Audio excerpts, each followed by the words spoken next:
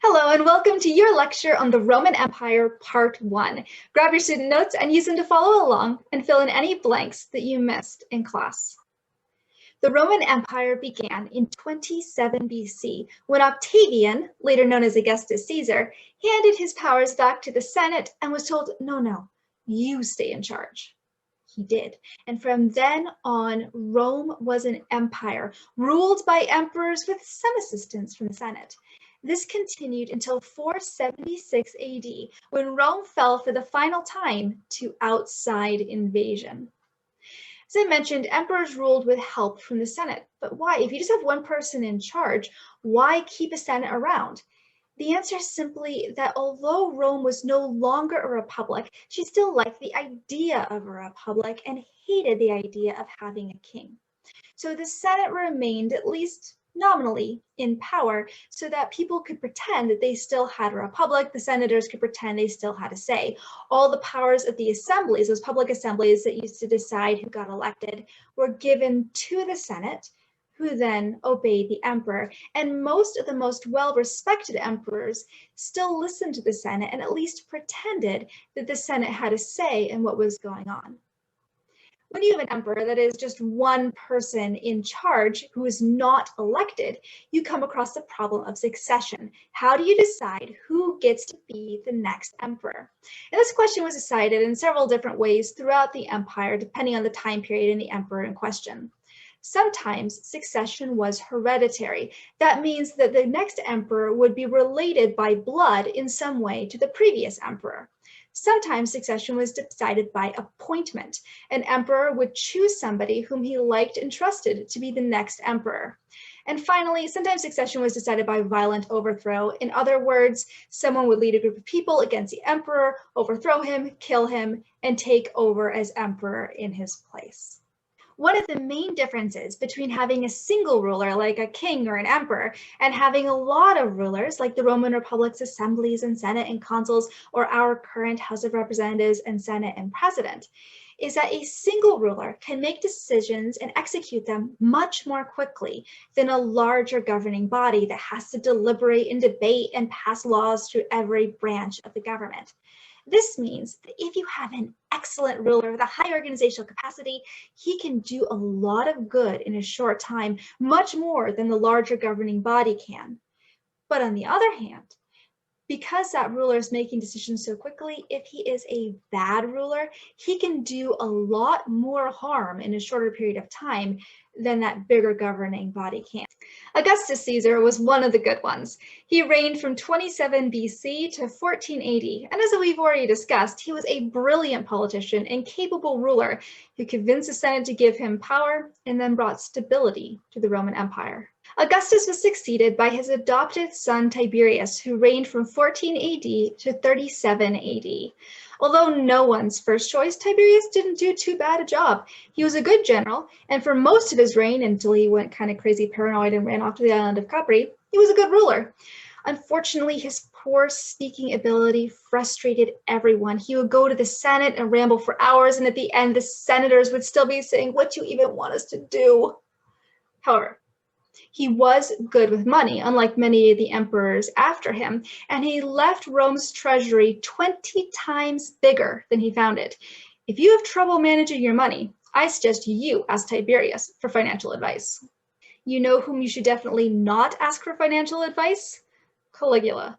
He was Augustus's great-grandson, Tiberius's adopted heir, and all kinds of crazy. He ruled from 37 to 41 AD, and in those 4 years, he bled Rome's treasury dry.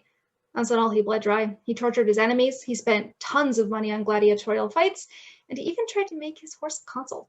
About the only thing cute about Caligula was his nickname. Caligula was a nickname, you see. His real name was Gaius Julius Caesar Germanicus. But when he was a little boy and not torturing anybody yet, he used to go with his daddy, who was a soldier, to see the other soldiers. And when he went, he wore these adorable little army boots. The other soldiers saw him and they thought his boots were so cute that they decided to call him Little Boots, Caligula. So, Caligula, little boots, big problems. Caligula was succeeded by Tiberius's nephew Claudius, who reigned from 41 to 54 AD. Claudius was quite a bit older than Caligula was, but no one had really considered him for emperor before because his family found his disabilities embarrassing. He stammered and he slobbered and his knees were weak.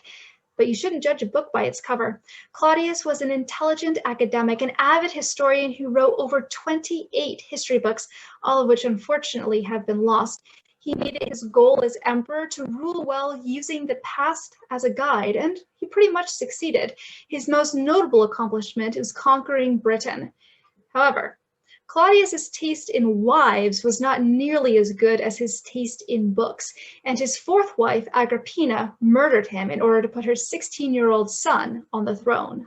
That son was Nero, who reigned from 54 to 68 AD. I should mention here that it wasn't Nero's dream to be an emperor. It was his mother's dream that he be an emperor. Nero wanted to be a famous musician, and after he became emperor, he did not give up his passion for music. He kept playing and even put on public performances where his audience was literally a captive audience. They were not allowed to leave until he was done performing. But music wasn't the only area in which he liked to perform. Nero participated in the Olympic Games in Greece, in which he won 1,808 gold medals. Nero even won a chariot race where he fell out of his chariot and was not able to finish the race. It's amazing what being an emperor can do for your athletic skill. As you can imagine, while Nero was performing and being in Olympics and doing all these things, he wasn't actually administering or doing emperor things.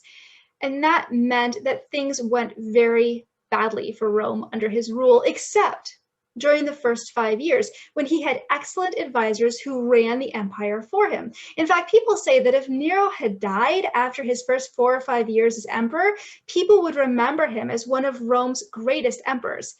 But he didn't die after the first 4 or 5 years. He lasted all the way to 68 AD.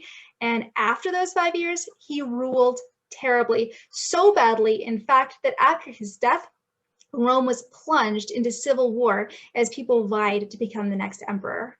These first 5 emperors of Rome, Augustus, Tiberius, Caligula, Claudius, and Nero, are known as the Julio-Claudian Emperors. They were all related to one another. Succession was hereditary.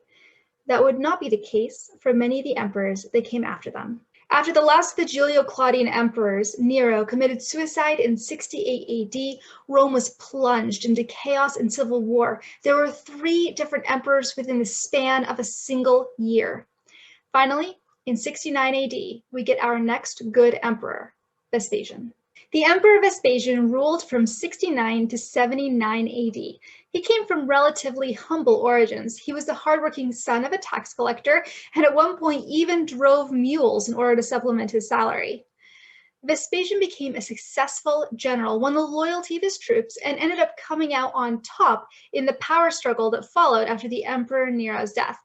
Once you have power, however, you got to keep it. And one of the things that worked in Vespasian's favor here was that he was just so likable. He was good-humored, he knew how to laugh at himself, and he didn't mind when people disagreed with him. On top of that, he himself was pretty funny, especially when it came to toilet humor, and it's said that he never executed an innocent person. When he came into office, it was a good thing that he was hardworking and dedicated to his job because he had a mess to deal with. All those years of terrible ruling under Nero, plus the chaos and civil war that had followed, had left a lot of Rome's buildings destroyed and her economy a mess. So Vespasian embarked upon building projects, he raised taxes, and you have to admire an emperor who manages to remain popular even after he's raised taxes.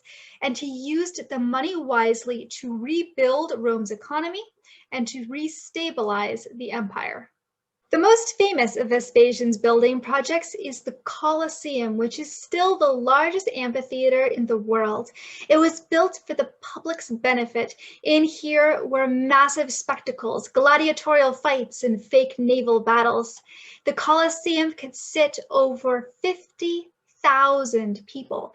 And in building it in the heart of Rome as he did, Vespasian was making a powerful statement. You see, back in 64 AD, back when the Emperor Nero was still in power, an enormous fire burned about 2/3 of Rome. And instead of rebuilding the shops and the apartment buildings and the houses that had burned, the Emperor Nero decided to take advantage of all this new open space and build himself a giant palace. And by that, I don't just mean a castle, I mean a series of ornate buildings on beautifully landscaped gardens with a lake built big enough for a ship to maneuver in.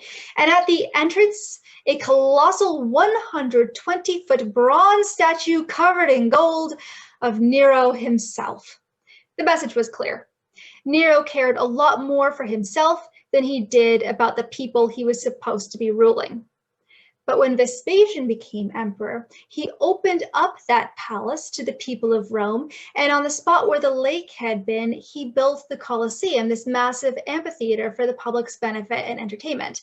Vespasian's message was clear. Nero's priority might have been himself, but Vespasian's priority was the people of Rome. One of Vespasian's close friends was a man named Pliny the Elder, who lived from 23 to 79 AD. Vespasian and Pliny had plenty in common. They were both very hardworking, and they both suffered from insomnia, which meant that they spent a lot of late nights talking to one another.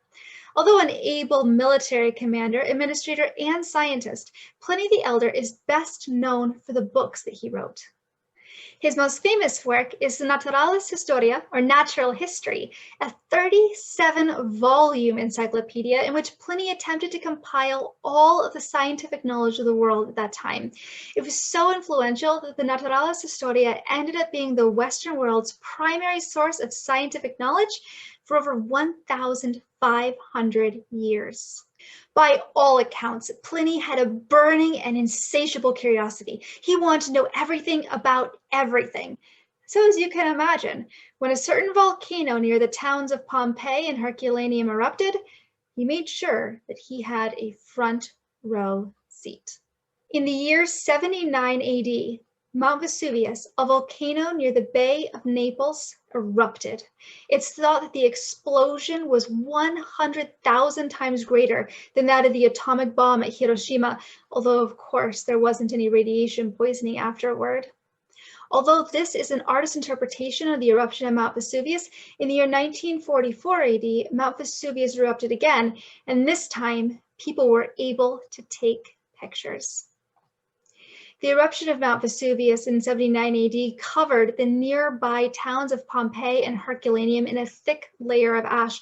Although many people were able to escape by boat, over 2,000 people were killed. And yes, this is a recreation of an actual corpse. When the corpses were buried in the ash, they rotted, leaving holes in the hardened ash. By injecting plaster into those holes, people have been able to recreate the citizens of Pompeii and Herculaneum in their final moments. Pliny the Elder was one of those who died at Pompeii. Although he had originally decided to travel to Pompeii to study the eruption, remember, big natural event, you're not going to keep this guy away. After he realized how dangerous it was, he organized a heroic rescue effort, ordering that Roman warships be turned into rescue boats to travel to Pompeii and rescue the inhabitants there.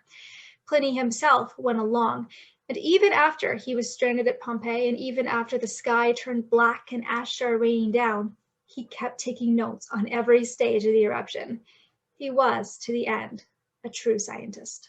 There is one good that came out of the tragedies of Pompeii and Herculaneum, and that is that the ash that entombed them also perfectly preserved them, so that nowadays these towns provide some of our best insights into daily Roman life, from their buildings, to their roads, to their floors, to their fast food stalls.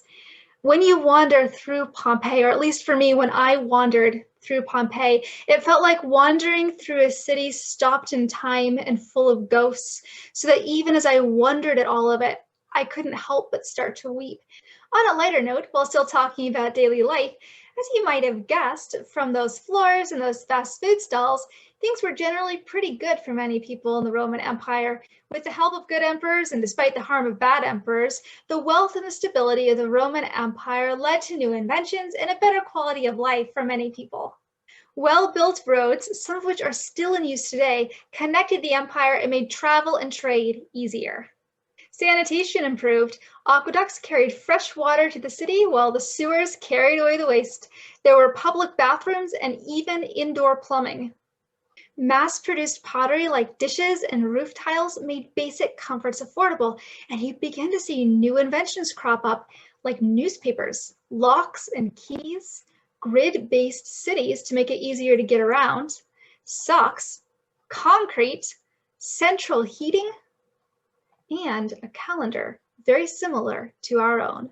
The Roman Empire was an exciting place to live, and it was in the Roman Empire, far away from the city of Rome, where a certain Jew was killed for the radical message he preached and began an even more radical religious movement when he rose from the dead. More on that next week when we discuss the Roman Empire Part 2, Christianity. See you next week.